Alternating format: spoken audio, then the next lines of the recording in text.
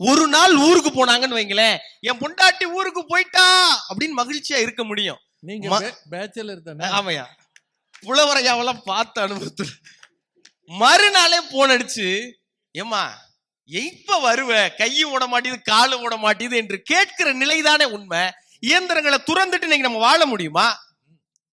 இன்னைக்கு குழந்தைங்கயா, அன்னைக்கெல்லாம் பிள்ளைக்கு சோறு ஊட்டணும்னா அப்பா குரங்கா மாறணும், தாத்தா யானையா மாறணும், வீடே மிருக காட்சி சாலையா இருக்கும்.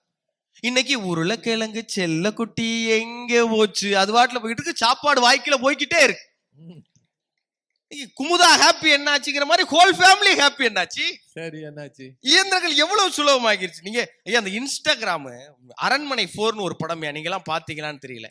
படம் பார்த்துட்டு வந்த உடனே ஒரு சாதாரண சினிமா பார்வையில் என்னால தமிழாவுக்கு மெசேஜ் அனுப்ப முடியுது. நடுவர்களே, ஒரு விவசாயி மாட்டுக்கு ரொம்ப உடம்பு சரியில்லைன்னு டாக்டர்கிட்ட போய், ஐயா மாடு வகு ஊதிக்கிட்டே போகுது, 2 நாளா சாணமே போடலை அப்படின்ன உடனே ஒரு 2 மாத்திரையை கொடுத்து ஒரு டியூப்ல வச்சு மாட்டு வாயில ஊதுங்க சரியா போயிடும் அப்படின்னு இருக்காரு. மறுநாள் இந்த விவசாயி நொந்து அப்படியே வெந்து போய் வந்திருக்காரு. என்னங்க ஆச்சு? நான் சொன்ன மாதிரி தானே செஞ்சேன்.